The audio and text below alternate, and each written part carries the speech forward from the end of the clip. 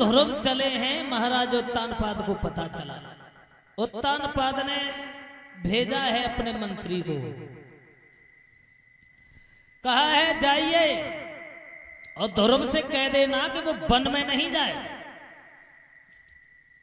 वो आज से जौ की रोटी नहीं मिलेगी उसे, आज से गेहूं की रोटी और वो भी सब्जी के साथ में। ध्रुव से कहा मंत्री ने, ध्रुव तुम्हारे पिताजी ने कहा है महाराज उत्तानपाद ने, तुम कहीं नहीं जाओ। तुम्हें जौ की रोटी मिलती थी ना नमक से, आज से तुम्हें गेहूं की रोटी सब्जी के साथ मिलेगी। ध्रुव कहने लगे बाजी बा प्रभु, अभी तो मैंने एक कदम बढ़ाया है, अभी तो तुम्हारी सेवा बिल्कुल नहीं की है। तुम्हारे नाम पर मैं सिर्फ आ रहा हूं तुम्हारा भजन करने के लिए, तब तक हमें गेहूं की रोटी और सब्जी से मिलने लगी। नहीं चाहिए मुझे, चले जाओ। मंत्री ने बहुत समझाया, एक भी नहीं मानी। मंत्री आया, कहने लगा महाराज वो नहीं लौटा, उसने कहा मुझे कुछ नहीं चाहिए। कहने लगे हैं महाराज उत्तानपाद जाकर के कह देना कि आज से आधा राज्य से दे दिया जाएगा। फिर आया मंत्री, ध्रुव मान जाओ, कहीं नहीं जाओ। तुम्हारे पिताजी ने महाराज उत्तानपाद ने कहा है कि आधा राज्य तुम्हें दे दिया जाएगा। ध्रुव हंसने लगे, बाजी वाह भगवान, तुम्हारी तो बहुत लंबी लंबी बाहें हैं, तुम्हारी हर इंसान के तरफ नजर है, हर इंसान को देख रहे हो। मैं नहीं समझता था कि तुम्हारे नाम में इतनी शक्ति है। अभी रोटी गेहूं की, वो भी सब्जी के साथ, लेकिन अब आधा राज्य मैं नहीं लूंगा। मंत्री जाओ कह देना मुझे नहीं चाहिए राज्य और न चाहिए रोटी और सब्जी, मैं तो भगवान का भजन करेंगे। फिर से गया मंत्री, कहने लगे महाराज वो नहीं लौटता है, वो कहता मुझे नहीं चाहिए राज्य। कहने लगे उत्तानपाद जाओ कह दो कि सब राज्य उसका ही है, मुझे कुछ नहीं चाहिए, लेकिन भजन करने ना जाए, उसकी इतनी अवस्था नहीं है जो भगवान का भजन करेगा वन में जाकर के। मंत्री गया, कहने लगा ध्रुव मान जाओ, तुम्हारे पिताजी मना कर रहे हैं, अभी तक तो आधा राज्य था, लेकिन अब तुम्हारा सब राज्य है, सब राज्य तुम्हें मिल रहा है, नहीं जाओ। ध्रुव कहने लगे भगवान मान गए तुम्हें, तुम्हारे नाम पे इतनी शक्ति, अभी तो आधा राज्य, अब तो सारा राज्य मिलने लगा, अब नहीं जाएंगे, मुझे नहीं चाहिए राज्य, हम तो सिर्फ भगवान का भजन करेंगे। जब भगवान का मेरे नाम नहीं ले पाया, भगवान के नाम के लिए चले हैं, तब तो हमें पूरा राज्य मिल रहा है, और जो मैंने भगवान को प्राप्त कर लिया तो पता नहीं क्या मिलेगा हमें। मंत्री से कहा जाओ यहां से, मैं नहीं जाऊंगा, मुझे नहीं चाहिए राज्य। मंत्री चला गया। ध्रुव वहां से चले, धीरे धीरे पहुंच गए हैं वन में। वन में जाकर के क्या देखा है, बहुत ही घना जंगल है, शाम का समय हो गया था। इधर देवर्षि नारद बीड़ा बजाते हुए और घूम रहे थे वहां।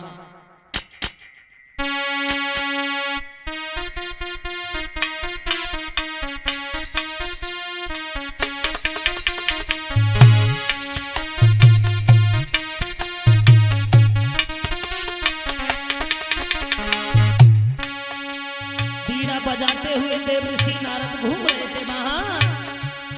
श्रीमन नारायण नारायण हरि हरि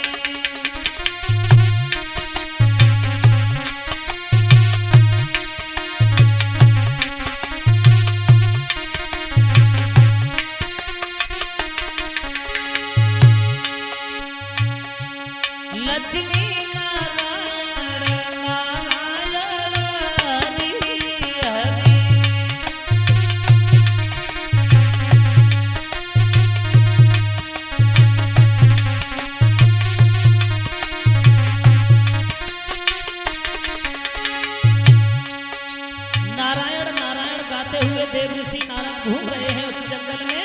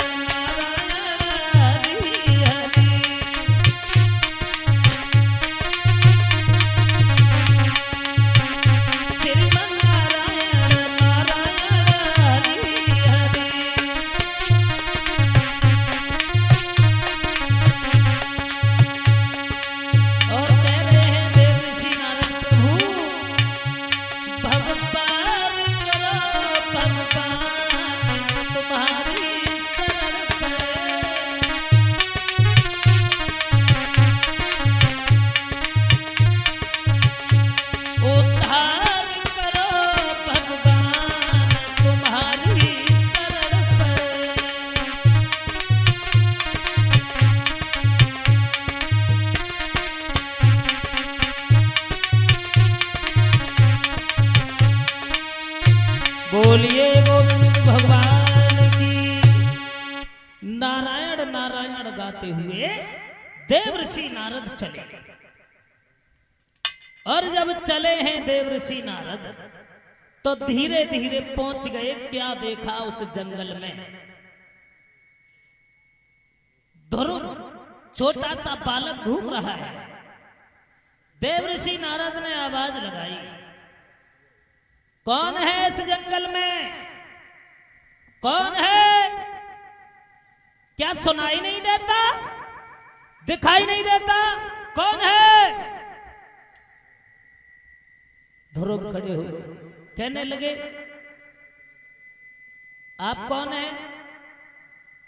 बोले, मैं हूं महात्मा, और तुम छोटे से बालक यहां क्या करने आए हो इस जंगल में? तुम्हें यह नहीं पता इस घने जंगल में शेर, भेड़िया, भालू सब रहते हैं, सर्प रहते हैं, तुम्हें खा जाएंगे।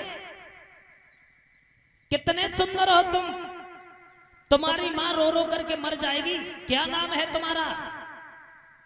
बोले, महात्मा जी हमारा नाम है ध्रुव। और जो ये सुना, अब तो नारद के दिमाग में वही बात आई। सोचने लगे, ध्रुव, हमें यही लगता है कि ये वही ध्रुव हैं जो मैंने रानी सुनीति से कहा था, मैंने वचन दिया था। ये वही ध्रुव है। ध्रुव, तुम्हारी भैया अकेली है ना? बोले, हाँ।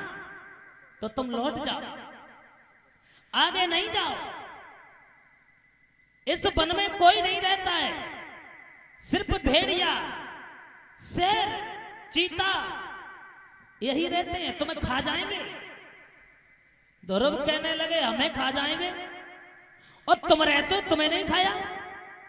बोले, हम महात्मा हैं, हम कितने बड़े हैं, तुम कितने छोटे हो, तुम्हें खा जाएंगे। ध्रुव कहने लगा, मैं नहीं मानूंगा, मैं तो आगे जाऊंगा और आगे जाऊंगा। बोले, फिर जा कहां रहे हो आगे? बोले, भगवान की प्राप्ति करने के लिए, भगवान का भजन करने के लिए। कहने लगे, नारद भगवान का भजन करने के लिए? हाँ। बोले, पागल हो, किसने बताया तुम्हें? भगवान क्या वन में रखे हैं? भगवान तुम्हें ऐसे नहीं मिलेंगे। ध्रुव, बोले कैसे मिलेंगे बताओ, लेकिन हम भगवान को देख करके ही जाएंगे, भगवान की प्राप्ति करके जाएंगे, ऐसे हम वापस नहीं लौटेंगे। नारद सोचने लगे ये ध्रुव मानेंगे नहीं, बहुत हठीले, मान जाओ ध्रुव, लेकिन तुम भगवान को प्राप्त करने के लिए जा तो रहे हो, लेकिन तुमने कोई गुरु बनाया है? बोले गुरु कौन होता है? नारद कहने लगे तुम्हें यह नहीं पता कि गुरु कौन होता है, तो कैसे तुम्हें भगवान मिल जाएंगे? मान जाओ बेटा, चले जाओ घर पे। एक भी बात नहीं मानी ध्रुव ने। कहने लगे नारद, ध्रुव गुरु जानते नहीं हो कौन होता है? गुरु वो होता है जो अंधकार से प्रकाश की ओर ले जाता है। गुरु वो होता है जो अच्छे मार्ग पर चलना सिखाता है। कोई गुरु किए तुमने? बोले महाराज मैं जानता ही नहीं हूं गुरु कौन होता है। फिर तुम्हें यह शिक्षा किसने दी कि तुम जाइए वन में भगवान का भजन करो, वहां तुम्हें भगवान मिलेंगे? यह शिक्षा किसने दी? ध्रुव बोले ये तुम उनसे माँ ने कहा था, मेरी माँ ने, तब हम आए। ध्रुव कहने लगे हैं, नारद सोचने लगे हैं ध्रुव लौटेंगे नहीं, ये भगवान की प्राप्ति करके ही लौटेंगे। हट कर गए ध्रुव। ध्रुव कहने लगे एक काम करो महात्मा जी, इस घने जंगल में गुरु कहां रखे, और शायद है कि हमें कोई मिलेगा भी नहीं, और जब तुमने बताया है तो थोड़ी देर के लिए तुम ही हमारे गुरु बनना। नारद कहने लगे ले जो बोले वो साकर घोले, हम गुरु बन जाए, हम काय को गुरु बन जाए? तुम्हें यह नहीं पता है बेटा, हम तुम्हें शिष्य बना लें, लेकिन शिष्य जो गलत कर्म करता है उसका आधा पाप गुरु के ऊपर जाता है। मैं ऐसा नहीं करूंगा। ध्रुव कहने लगे गुरु तो बनना पड़ेगा तुम्हें, और हम ऐसे लौटने वाले नहीं। हम लौटेंगे जब भगवान के दर्शन कर लेंगे, भगवान की गोद में बैठेंगे, उसके अलावा हम नहीं जाएंगे घर पे। नारद सोचने लगे ध्रुव मानेंगे नहीं, तो कहने लगे हैं वो ध्रुव नारद से, नारद तुम ही बन जाओ थोड़ी देर के लिए। उसी समय जो ये कहा है तो कहने लगे हैं नारद एक और बात सुनो ध्रुव, जैसे तुम्हारे सामने भगवान आ गए तो तुम पहचानोगे कैसे? तुम्हें उनकी सूरत कैसे पता होगी कि यही भगवान ही खड़े हमारे सामने हैं? ध्रुव कहने लगे हमें क्या पता, तुम ही बताओ। इधर कहने लगे हैं नारद सुनो,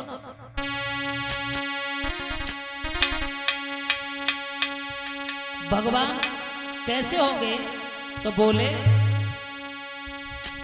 कि उस मुख पर काली चमकीली और लंबी लटी मरोड़े खाती है।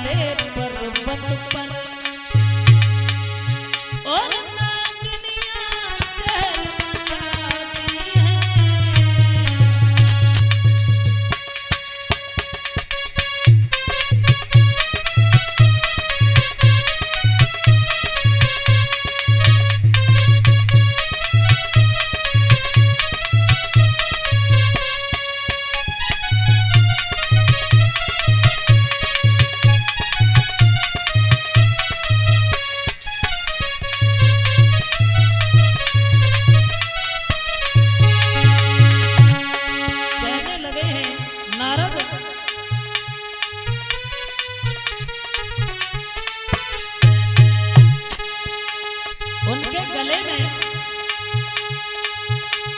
बेचंदी माला के बदले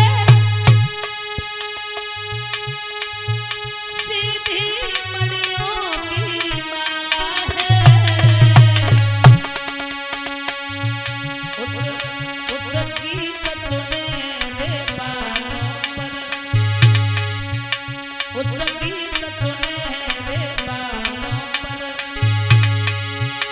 रंगीन तेरी हरियाली है।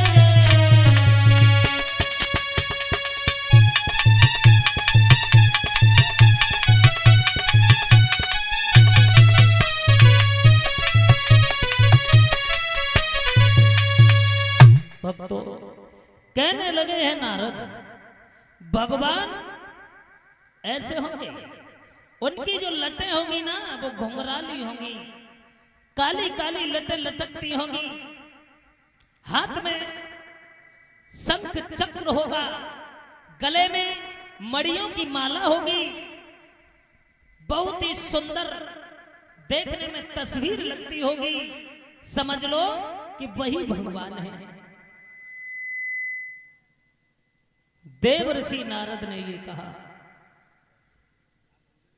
और कहने के बाद में वहां से चलने के लिए हुए तो कहने लगे एक काम और करते हैं, तुम्हारे लिए कुटिया बनाते हैं, बहुत सुंदर सी कुटिया।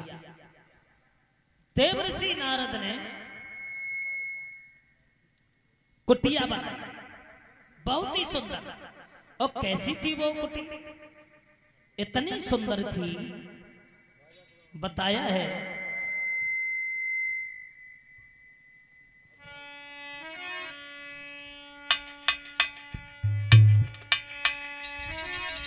देखा ध्रुव ने, इतनी सुंदर वो कुटिया बनाई है। कैसी कि वो ध्रुव की छोटी परड़ी कुटी और यमुना तट पर दिखलाती है।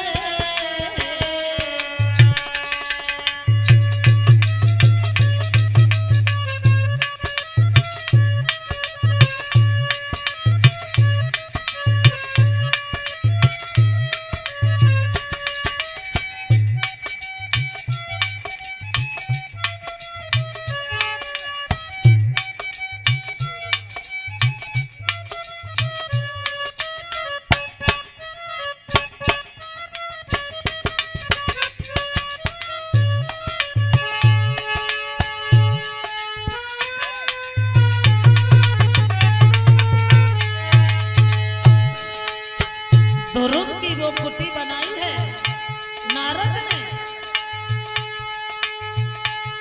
वो ध्रुव की छोटी परड़ी कुटी यमुना तट पर दिखलाती है। मानो चारों दिस खिली भई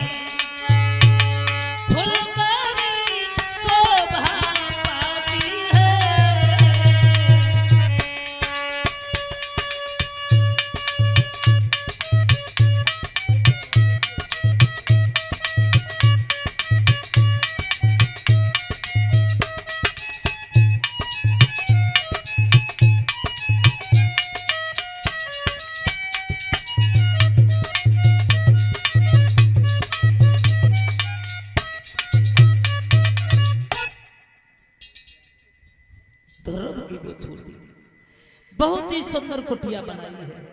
ऐसी कुटिया बनाई, ध्रुव ने देखा, बहुत खुश हुए बाजीबा। ऐसी देख करके ध्रुव खुश हुए। ध्रुव ने क्या किया, वहां भगवान का भजन करने लगे, भगवान की तपस्या में लीन हो गए। ध्रुव तपस्या करते हैं और वहीं कैथ का वृक्ष खड़ा हुआ था, कैथ के फल खाए हैं और खाने के बाद में बैठ जाते हैं, पानी पिया और लगा ली समाधि, करने लगे भगवान की तपस्या। इधर जब भगवान की तपस्या की है, उसी समय दोबारा में क्या किया है, फल नहीं खाए, जो पत्ते पड़े हुए थे दोबारा में उठे हैं ध्रुव, उन्होंने पत्ते चबाए और चबने के बाद में वो ऐसे बैठ गए।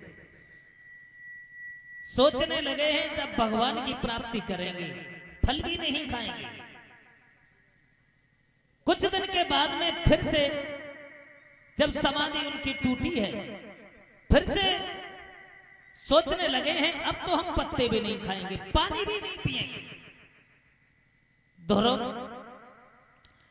एक पैर पे खड़े हो गए। खड़े होने के बाद में भगवान का भजन करते रहे, भगवान का गुणगान करते रहे। फिर ध्रुव ने क्या किया है,